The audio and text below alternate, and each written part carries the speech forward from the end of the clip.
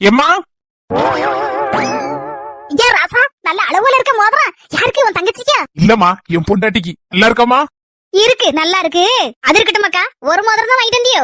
ஆமாமா, ஒரு மோதிரம் தான் வாங்கினேன். ஏன் என்னல கல்யாணம் முடிஞ்சனே அப்படியே தலையில மாறிட்ட, உன் பொண்டாட்டி பக்கம் சாஞ்சிட்ட அப்படியே. என்னம்மா இப்படி பேசுத?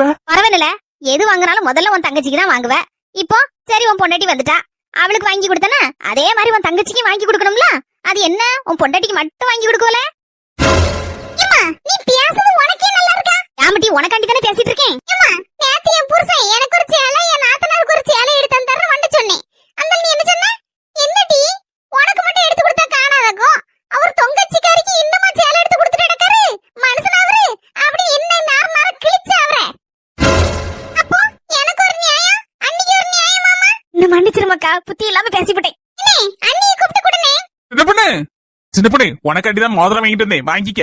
ஐயா என்கிட்ட மோதிரம் இருக்குங்க, புறவு எதுக்கு? உங்க தங்கச்சிட்ட கொடுங்க. பாத்தியம்மா